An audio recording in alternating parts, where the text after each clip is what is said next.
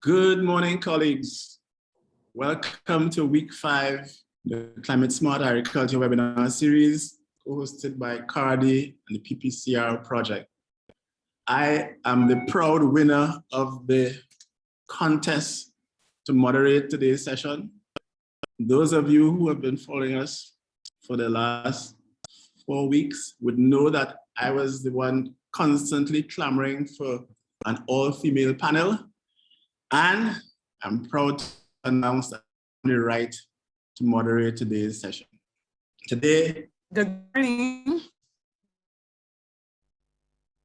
Day 9 to proudly announce that the all-female panel will be moderated by yours truly, and having had to suffer through R&R, the ranking and robin, and some of the other presentations, it is with a great deal of pleasure that I can announce that I'm going to be hosting the Sweetest M&M today. We are going to have presentations from Ms. McFarlane and Dr. Minot. And without any further ado, let me just welcome all of you to day 9 to tell you that, we have two first-class sessions.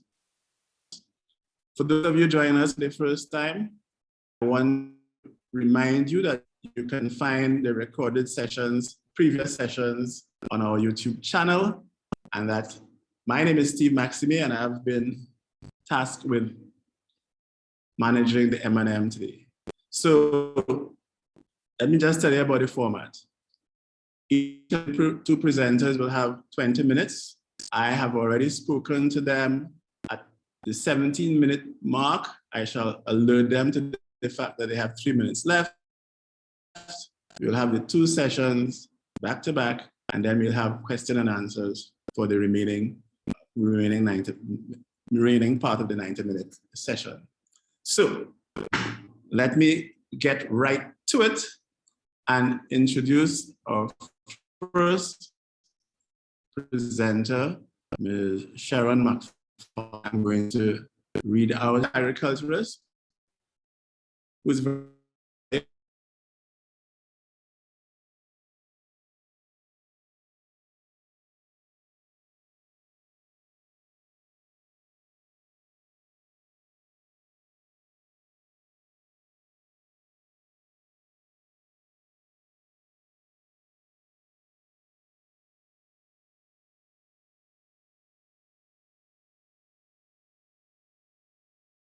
numerous fresh produce and post-harvest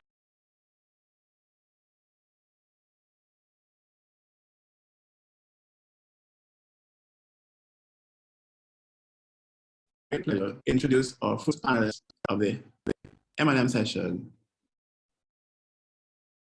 Ms. Sharon McFarlane. Ms. McFarlane, over to you.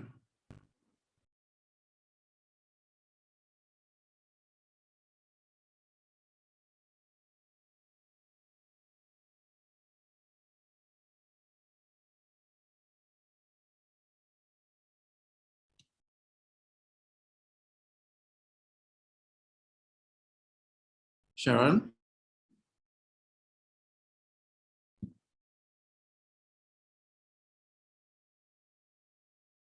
I'm hoping not going through another Trini blight like I collected the last present coming out of Jamaica.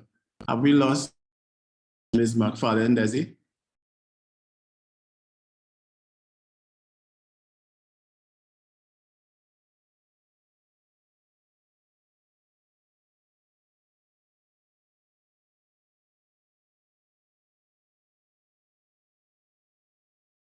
Hello? Hi, Steve. I think we lost Miss McFarlane. We're having some real serious rain here in Jamaica right now. So I think she might have gotten kicked off. But let me just give her a call and see how soon she can. Can I prep Dr. Minot to do her presentation first if we are unable to find the other half of my M&M special? Hi, Steve. I'm sorry, my mic was muted. I was saying that I think Miss McFarlane got kicked off. We're having some serious rain right now, so I'm just going to give her a call and see how soon she can reconnect.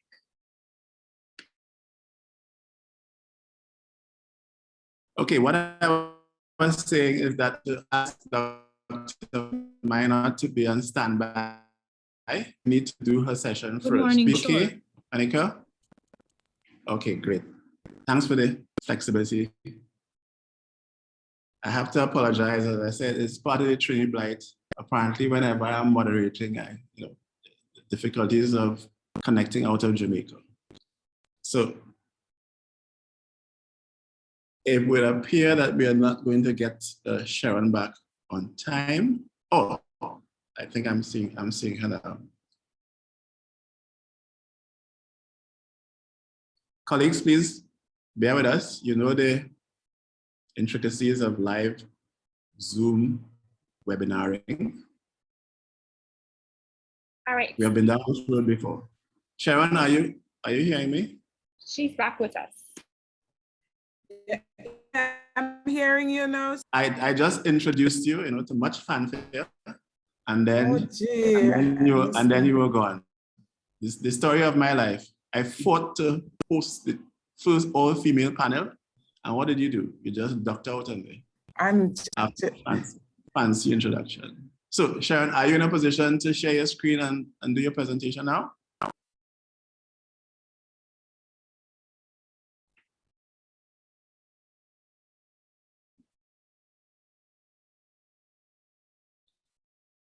Hello, Sharon.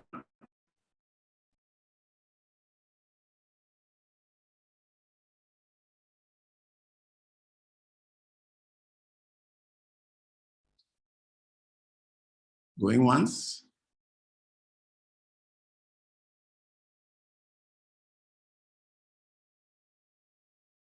Going twice. I suspect, colleagues, that Ms. McFarlane is still having connectivity issues out of a rain-impacted Jamaica. We are going to attempt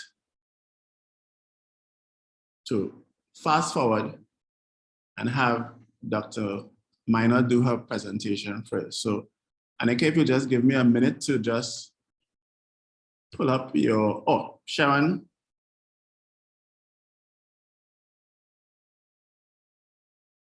Last chance, Sharon, to go first.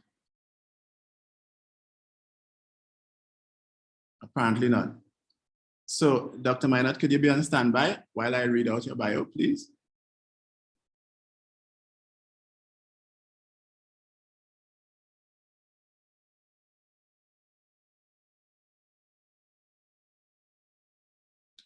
Dr. Anika Minot is a Research Development Institute, CARDI, and she also serves as the CARDI representative for the Cayman Islands. Her research work and interests include crop science, roots and tubers, integrated pest management, and germplasm management. It is my distinct honor to introduce our second come first presenter, Dr. Anika Minot. Dr. Minot, over to you. Good morning, everyone. Just allow me to share my screen for a bit. Please do. I can assure you you're tired of seeing my face.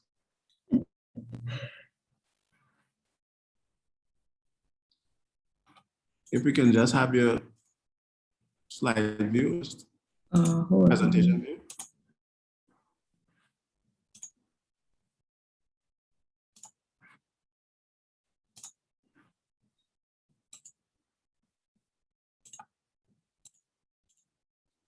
Dr. Minot will be discussing risk management amidst of climate smart agriculture. Hi, good morning. Everyone is seeing the screen? I don't know about everyone, but I can. I hope so. That's good. And thanks a lot for accommodating us. Okay, no problem. Hi, good morning again, everyone. And I'll try not to bore you. So we'll just go right ahead with the presentation. So I'll be talking about risk management today. And it's very wide, so I did my best to do it some justice. Okay, so what is a risk, right? Risk has to have three elements: threat, loss, and uncertainty. So it combines the likelihood of an event and the severity of the loss that can be from any kind of variable. And one key aspect of risk is that it can be avoided or its effects mitigated through preemptive action, right? But we have to also delineate risk versus constraints and trends, right? So for trends and constraints, both of those you can actually predict. So you can predict those as compared to a risk where it's not certain. So constraints, for example, less storage capacity, poor condition of the infrastructure, the roads, telecommunications, lack of knowledge and skills. Those are things that you can actually do something about, right? So there are constraints that you can actually work on to address. And trends, these are patterns that we have come to recognize over the years in doing our activities. Or for example, all of us in the Caribbean would be familiar with the pattern of during the festive season, you might see some higher prices. And the trend in that regard would be that the rate of the increase of food prices caused by the festive season will probably be decreasing because you have a glut. So in essence, you can, the farmer can go ahead and prepare for that pattern or that trend, but you can't do that with a risk. So the risk here in terms of this trend would be that, let's say there's an unexpected change. Let's say, for example, the pandemic, and that caused lockdowns and so forth. That's something that was not expected. So that event would have caused that a change in that trend that you would have been anticipating, and that now is a risk, right? Okay, so agricultural risk. Agriculture is risky business. Some things are worth the risk. That lady walking on that line, that's not worth the risk for me, but agriculture is definitely one of those things that are worth the risk. And the risks, well, agricultural risks are taken to be any and all uncertain events that have the probability to cause loss. They can be man, they can be natural, they can be isolated, so they can be something that only happens in a certain area, or they can be systemic, so they can happen across the value chain, something that you expect there. So agricultural risk and risk management and assessment must be looked at holistically, especially when we're going to look at climate smart agriculture, because there's so many things that it entails in terms of conservation and some other like energy use and so forth in terms of the C-SAC compliant model. So just a breakdown of some of the types of risk. So we have production risk, environmental risk. So the environmental risk can have to do with like infrastructure, natural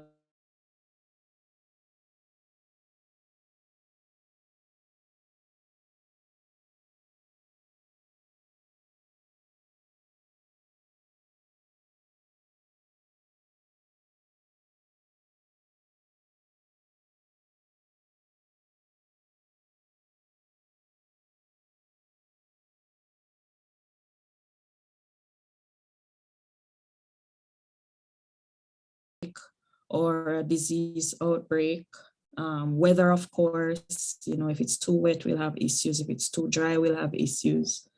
All these risks can be looked at the micro level. So this is just affecting my farm or Pastor Brown's farm. It can be looked at the meso level, where it's affecting the the town of San Fernando in Trinidad, or Morant Bay in Jamaica, or I'm trying to remember a place in Guyana, but yeah, or Belmopan in Belize. And on the macro level, which we look at the national level. So we look at, let's say, for example, Tropical Storm Grace that's in Jamaica right now, that's affecting on a national level. So if we have any flooding or high winds and so forth, that would be something that would need to be addressed. And that would certainly be unexpected and would form production risk for farmers. We also have our price and market risks. These are influenced by changes in output and input prices. You might have planted your corn expecting to get a certain amount of dollars, to sell it for a certain amount of dollars, but then by the time you're ready to reap, because of the market, you have less, you get a less price or a higher price. The quality of the products, the safety of the products, and the seasonality of the products. Or financial risks, those are important as well. Some farmers might have taken out loans to sort out their businesses, whether those are informal or formal, meeting your cash flow requirements within the time frame, your ability to grow and maintain your equity during your growth period, the ability to rebound from short-term financial shocks. We have our institutional, regulatory, and our policy risk. On the micro level, are you a liability in terms of, can I go to the bank and take a loan for something?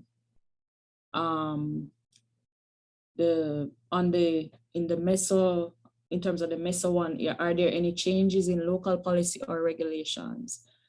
On the national level, are there changes in national policy or regulation? So like, let's say in your country, you're not allowed to have your farm within a certain radius of the rivers.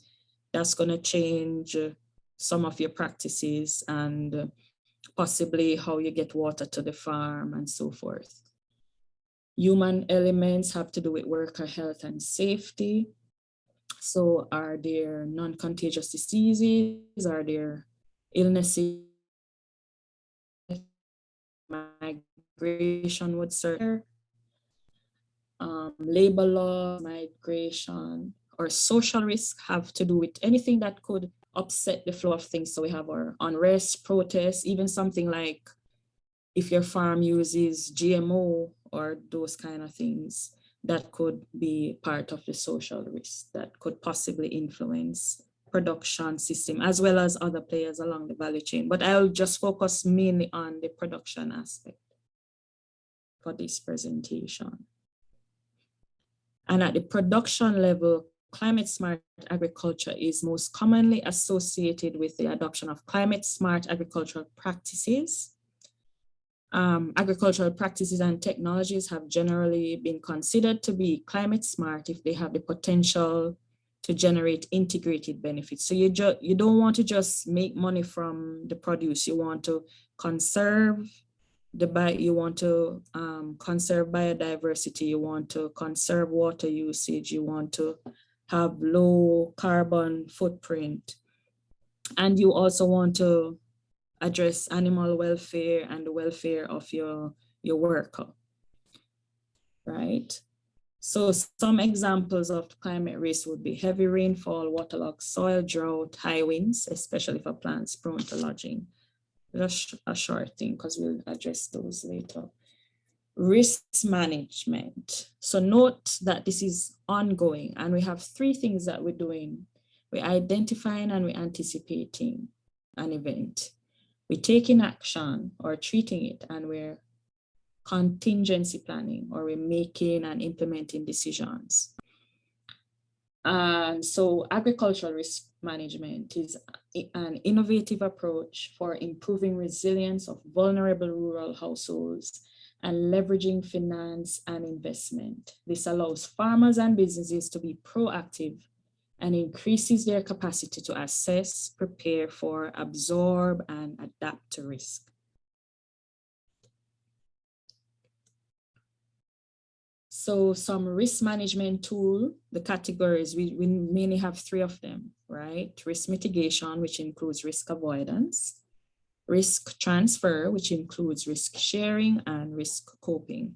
So most risk mitigation activities, they actually try to avoid the risk until the risk shows up, pretty much. That's a good way to look at it. And risk transfer, so it's either you're transferring all the risk to someone else, example, insurance, or you're sharing the risk. So let's say I partner with Mr. Maxime to build a storage house and to store or produce or store pesticides together. So I'm sharing that risk of going to the bank, taking a loan with the partner there. Risk mitigation. So these are actions taken before a risk event occurs to reduce the likelihood of risk. As I said, it includes risk reduction. And for an example of that, by keeping machinery and equipment in good working condition to prevent possibly breakdowns, that would be you trying to mitigate against the equipment breaking down when you need it to harvest. Keeping workers well trained and properly paid can help you to prevent high turnover and even strikes. Ensuring livestock are properly cared for in the event of illness is another action to reduce the chances of an unfavorable event happening. So the point of it would be to plan ahead, and for example, even in crop production, using drought-resistant seed to protect crops against drought.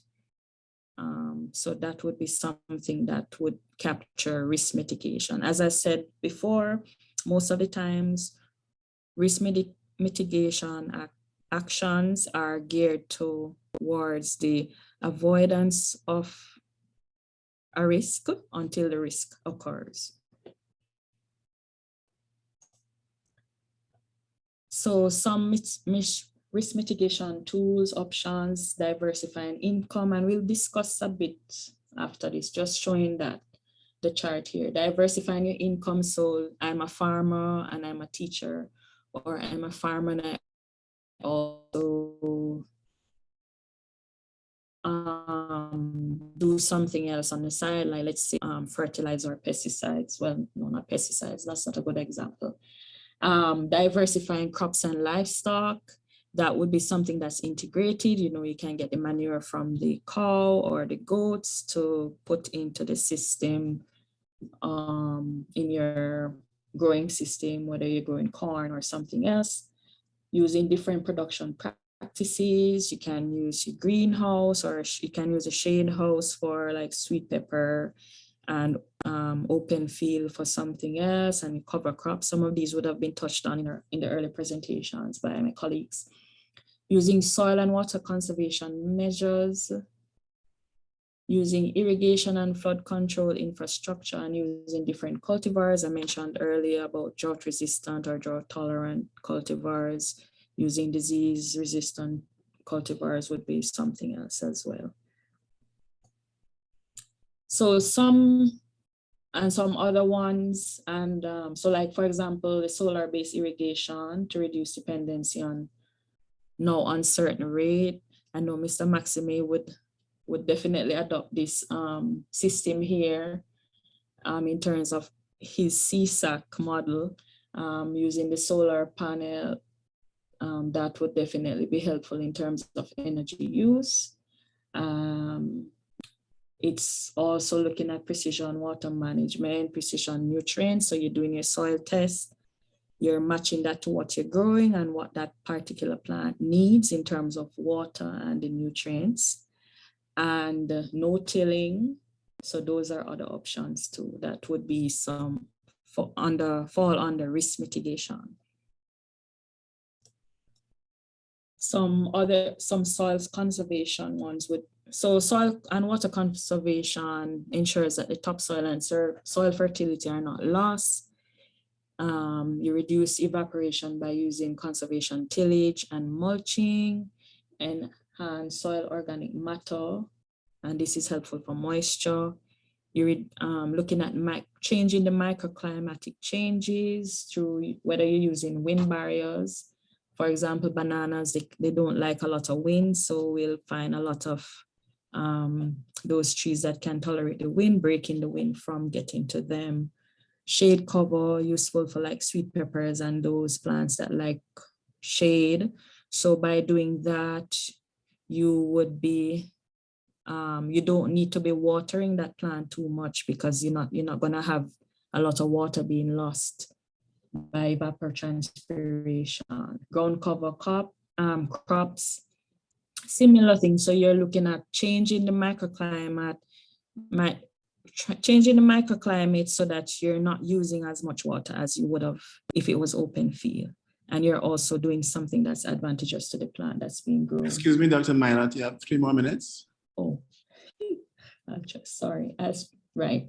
So some of the practices that tend to promote soil health would be terracing and doing along the contours, and pest and disease management. We would have touched on IPM, so that's something that's very good in terms of risk management.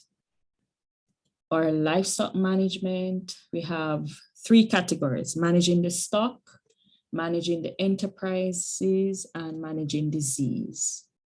So breed selection, species selection, stocking rates, pasture management, value chain disease risk management, all of those would be important.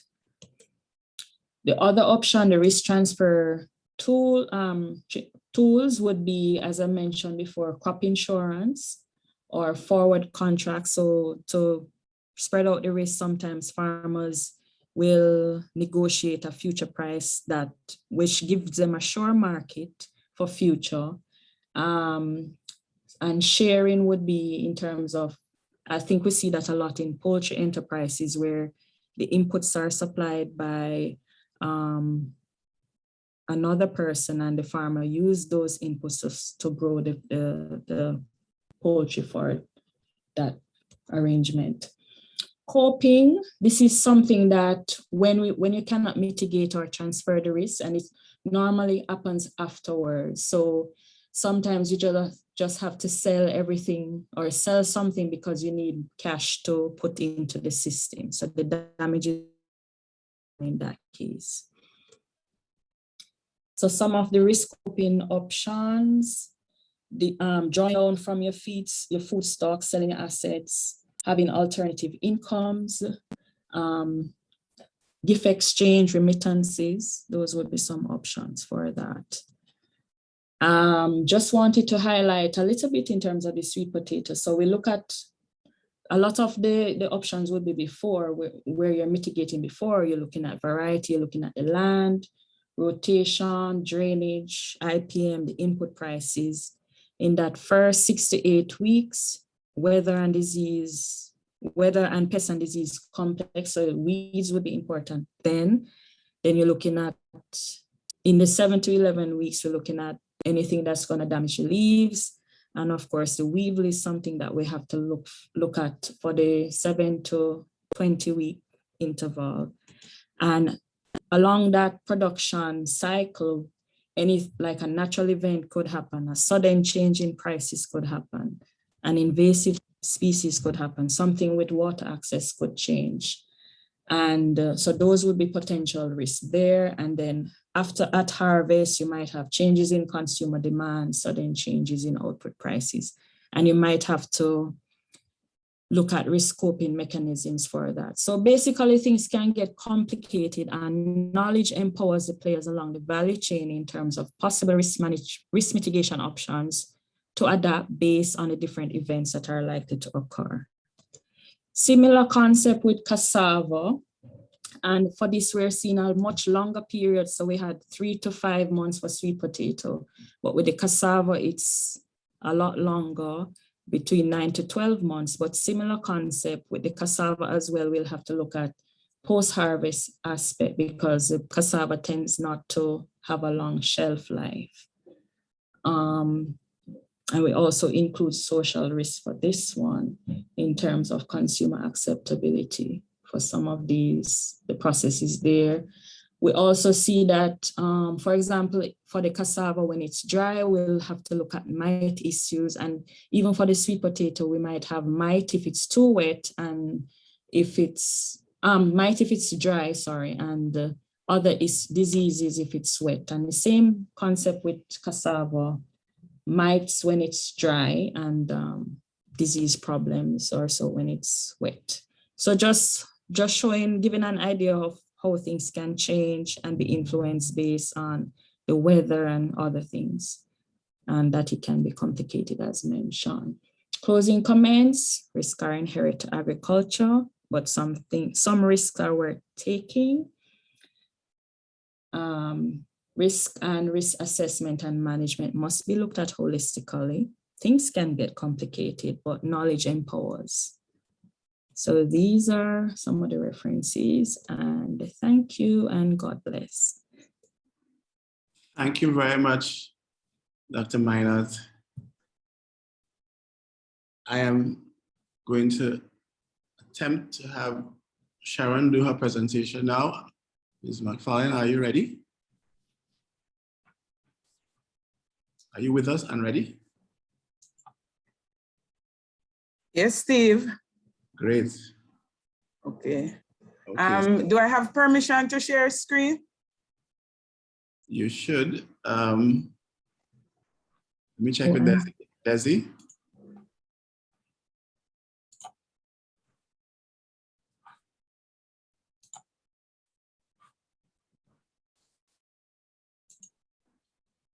Can you try again, Sharon?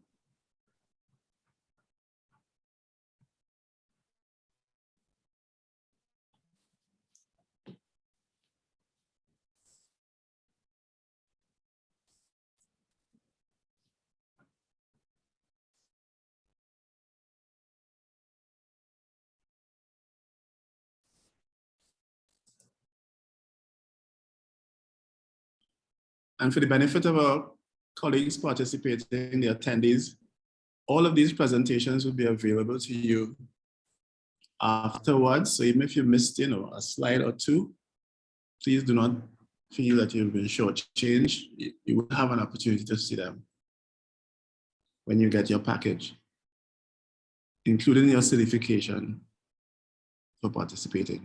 So share Screen? Yes, I'm seeing it. Can you just go into presentation? Ah, there you go. But I think you're on slide 4. Okay. Take it away. I'll alert you when you have 3 more minutes left. So I can go ahead? Please do. Okay. Thank you, moderator. Fellow presenters, panelists, participants out there in virtual land, a pleasant good morning to you. I would like to thank UWI and CARDI for this opportunity to be a part of the Climate Smart Agriculture webinar, and also to be here this morning presenting to you on the topic, aspects of climate smart post-harvest operations.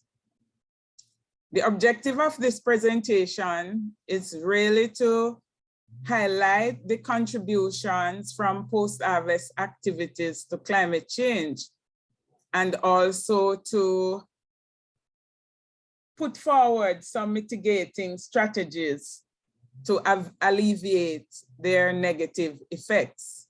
So let's start.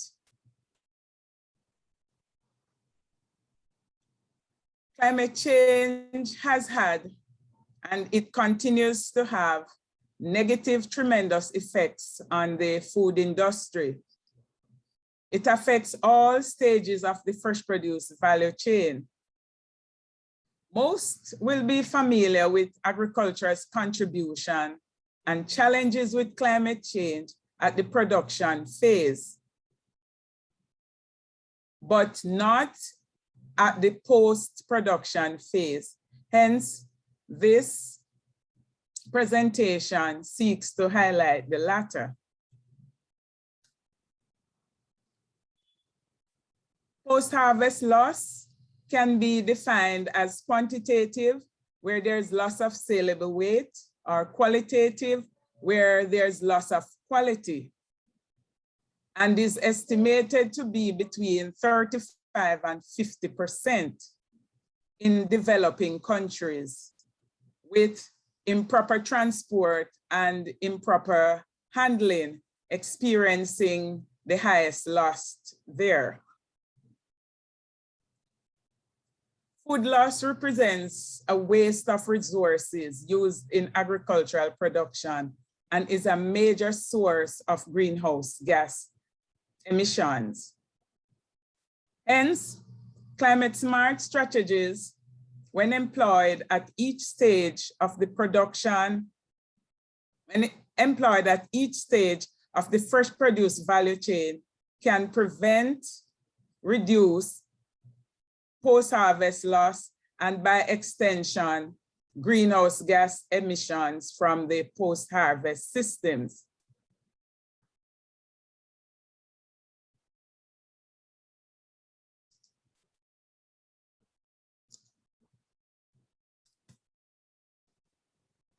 These post-harvest activities have the potential to contribute substantial amount of greenhouse gases to the environment if climate-smart strategies are not employed.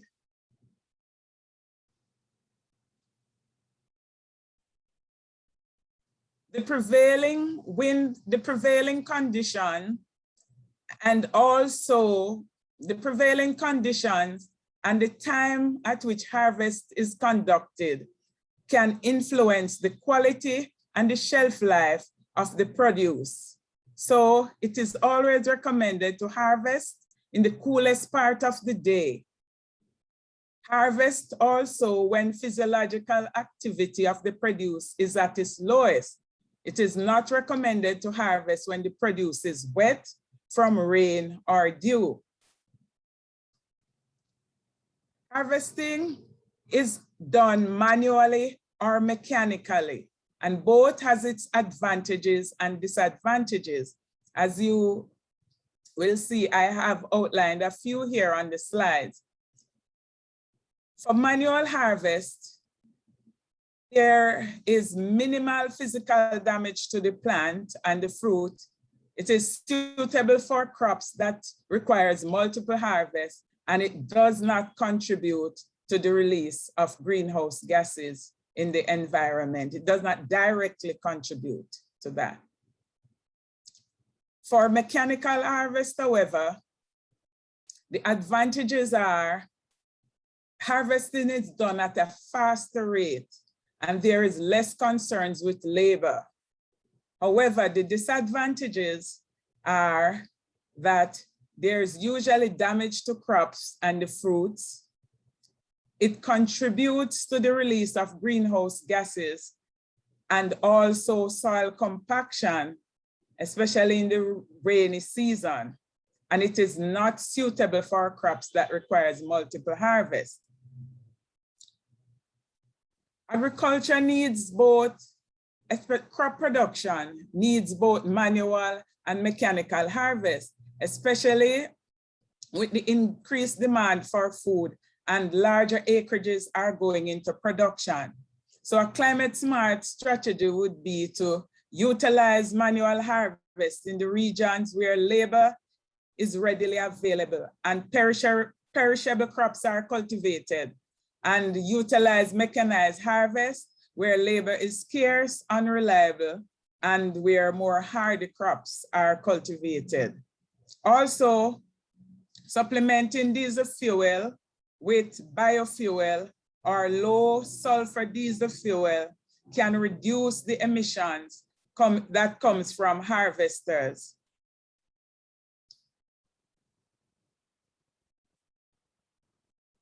High temperatures increase transpiration and respiration in fresh produce, especially during and after harvest. So it is advisable to keep harvested produce away from the direct impact of the sun. Most farms should have at least one or more packing sheds to protect the harvested produce from prolonged exposure to sun and rain. Also, having a packing shed helps to pre-cool produce that are sold at farm gate, thus reducing post-harvest loss, and allows one to maintain the quality of the produce. Most produce that are not sold at farm gate are transported to a central facility where they are actually sorted, graded, and processed for either export or other domestic high-end markets like hotels, restaurants, supermarkets, etc. It's always important to reduce fuel usage by carrying full loads and making fewer trips. And where possible, use clean renewable fuels or fuel blends in the vehicles. Also, remove all harvested produce from the field. Leaving rejects to rot in the field can cause buildup of pests and diseases and also contribute to the release of greenhouse gases in the atmosphere.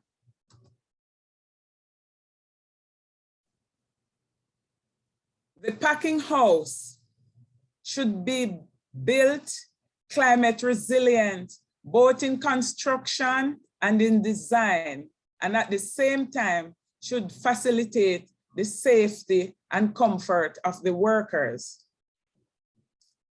Steps should be taken to prevent and reduce the release of greenhouse gases from forklifts and conveyor systems.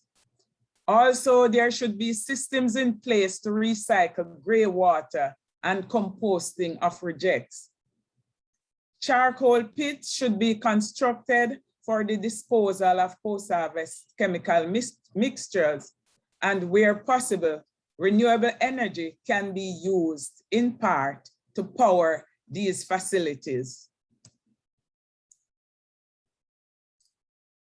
Drying has been one of the oldest methods of food preservation. Also, it can also be used to repurpose rejects that are generated at farm gate and at the packing house facilities. However, conventional drying uses electricity, which is generated from fossil fuels, and this can lead to greenhouse gas emissions in the atmosphere and contribute significantly to global warming. Hence, substituting conventional drying systems with alternative energy-driven drying systems can reduce the total energy consumption and also a considerable amount of greenhouse gas emissions. Packaging. The aim of packaging is to protect, identify, and contain the produce. The use of biodegradable or easy recycled packaging material is critical in reducing the amount of greenhouse gases that are emitted from the production of packaging material, owing to the fact that most of the packaging material that are used for fresh produce are made of plastic. And plastic is a major source of pollution. It pollutes the airways, it also pollutes waterways, it also pollutes the soil. So limited use of plastic will significantly reduce the amount of air pollution, water pollution, and soil pollution that is taking place. Also, it's good to limit the use of single-use plastics. Some produce can be stored at room temperature for short to medium term storage. However, most produce requires cold storage to maintain quality, safety, and shelf life. Refrigeration requires a lot of energy, which is usually generated from fossil fuels. And this also releases, upon combustion, this releases greenhouse gases into the environment. Refrigerant leaks from poorly maintained refrigerators also contribute to greenhouse gas emissions. Proper service and maintenance can improve efficiency and also reduce refrigerant leaks. The use of eco-friendly refrigerants and renewable energy to supplement electricity are also other useful ways of reducing greenhouse gas emissions at the cold storage level.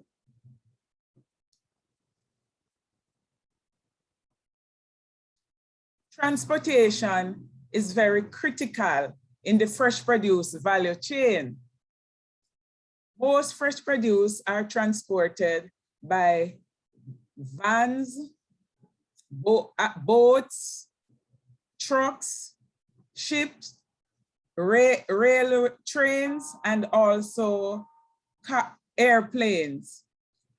These all consume fossil fuel, and it is a major source of greenhouse gas emissions, along with other pollutants.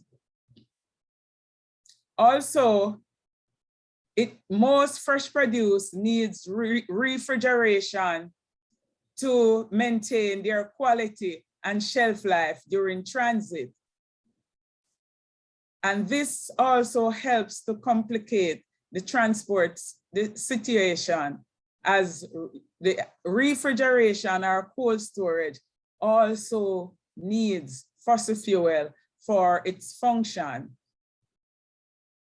So one could utilize refrigerated transport when transporting produce over long distances and use non-refrigerated transport to transport produce over short distances. Another strategy would be to use more cargo ships for export and air freight only for highly perishable products, since air freight tend to generate high quantities of greenhouse gases in the atmosphere, much more than what cargo ships would have generated or emitted. Substituting gasoline and diesel fuel with bioblends or solar energy where possible can also significantly reduce the amount of greenhouse gas emissions from transport vehicles. Also, the pooling of transport by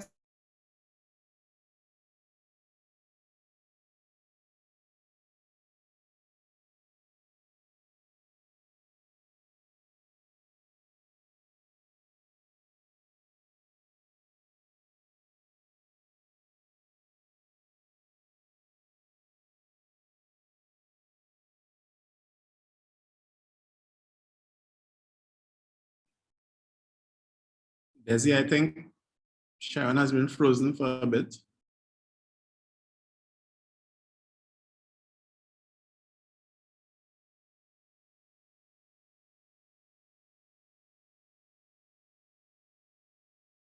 frequent service and maintenance of refrigerators and freezers to minimize refrigerant leakage and reduce energy use at the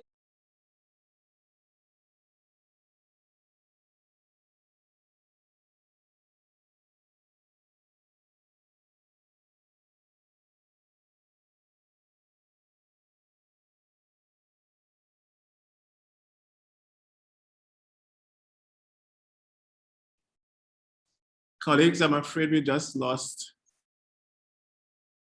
Sharon. She was 3 minutes away from the end of her presentation. Worst case scenario, we will be able to share the slides with you. So as I said, don't think that you've been shortchanged. And if we do get her back on, we'll have her complete the last 3 minutes. Oh, there you are, Sharon.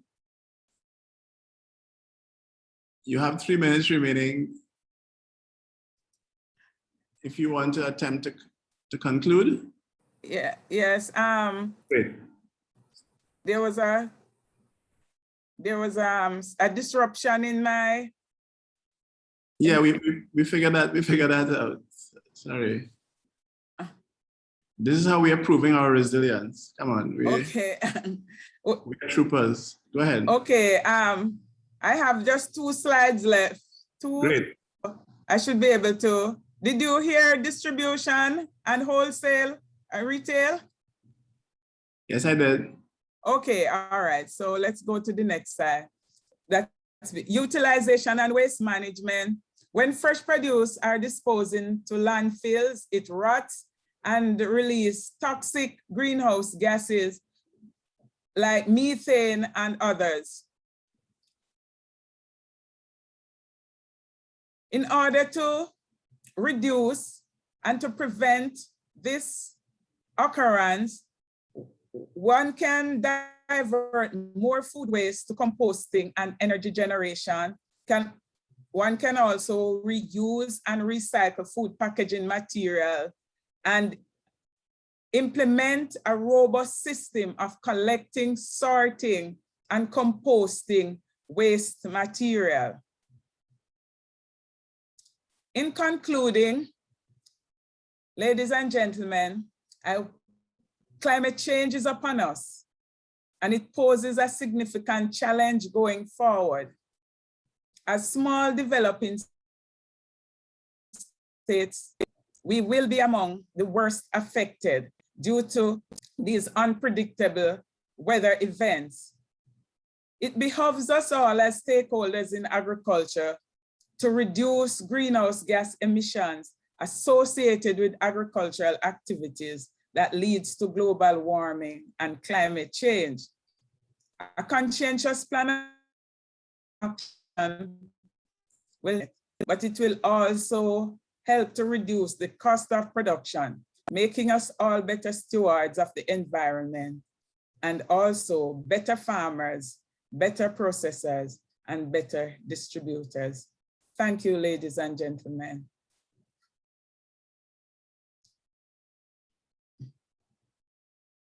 Thank you, Sharon. If we ever needed a test of resilience, we got it today.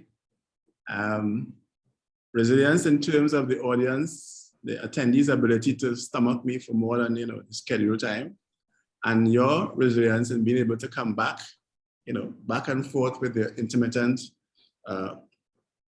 connectivity to still come up with really, really, really first-class presentation. So thanks for that, Sharon.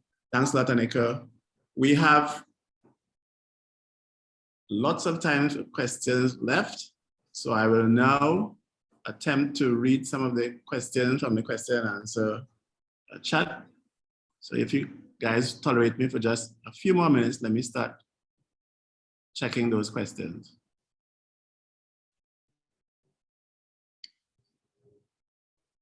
Please remember that you can use the raise hand feature if you want to voice your question or your concern.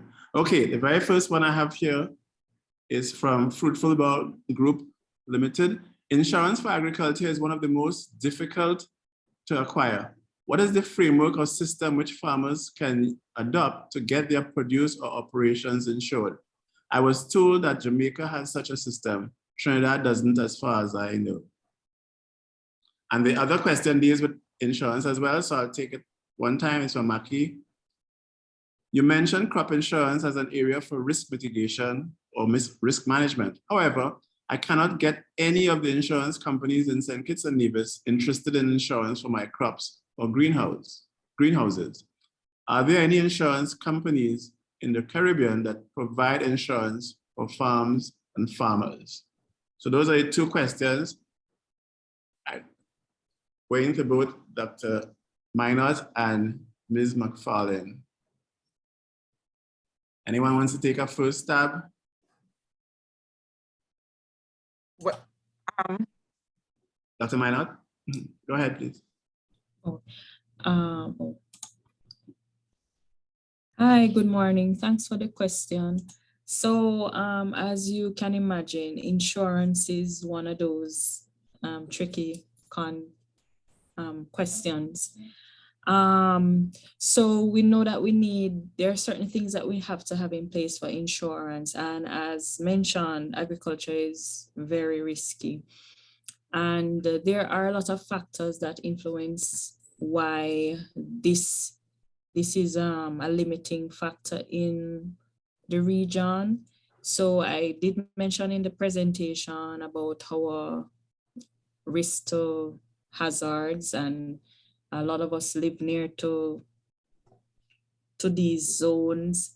So there's that prone, a lot of us are in that zone where we're prone to have some of these disasters. So what has happened, there is it's called Caribbean Catastrophic Risk Insurance Facility. So that functions mainly on the CRIFT. That functions mainly on the national level, the macro level, and the regional level. So some countries are parties to that, and they look at the very basic rehabilitation issues for droughts and floods, etc. So that's the government sharing that risk and tapping into that facility. But in terms of the individual level, we still have a lot of that lacking. I know that Jamaica is in discussion to have some kind of insurance, some kind of crop insurance policy implemented, but I don't think that has materialized as yet. Another thing we have to look at too is that in terms of the insurance, they look at value for your crops or your livestock. Unfortunately, we don't have a lot of data. So we don't have the climate data. Some people have, and so it's patchy basically. And insurance, they do require data so that they can look at premium and look at the likelihood of something occurring and what's the cost and all of that. So there are some, we do have to have some groundwork done for that, because we want the premiums to be affordable, and especially that because we're in risky zones. The other thing as well is that a lot of the small farmers, we tend to have mixed cropping system. So I think in the past, we might have had like the coffee board in Jamaica having crop insurance for those farmers, because as you can imagine, those are like monocrops and you're doing it for coffee. I think the banana farmers had some insurance back then for those in the Windward Islands doing that. So you're seeing there that was crop focused, and that would make sense, right? That you're doing it for crop focus in terms of that. So there are just some things that we'll have to work out in terms of what works and what doesn't work to flesh out any kind of insurance policy. The other thing in terms of insurance, let's say you have a Sagicor in Trinidad, but Sagicor is not in Cayman, so we have to look at that. And they will make their risk based on what markets they have access to. So, and they would want to capitalize on having that broad reach as well. So if it's not going to be something that's suitable for them, they're not going to do it. And the farmers would need a lower rate, but then we are prone to that. I'm trying to, so. If I may, Doc, while you pulling together some more thoughts. And there are a couple of things I want to talk about as with regarding insurance. There are a number of initiatives, I shouldn't say a number, there are a couple of initiatives in the Caribbean right now as we speak, and I'm not telling tales out of school, where there are attempts to do forms of what is popularly referred to as parametric type insurance programs. Now, one in particular that I'm vaguely connected with involves about 6 OECS territories, and sticking to the climate smart agriculture theme, they are linked to practices and to events. So with a parametric type insurance scheme, you are actually being insured against certain parameters. In other words, as occurs with the CRIF, if you buy a policy that says, okay, you're going to be insured against a category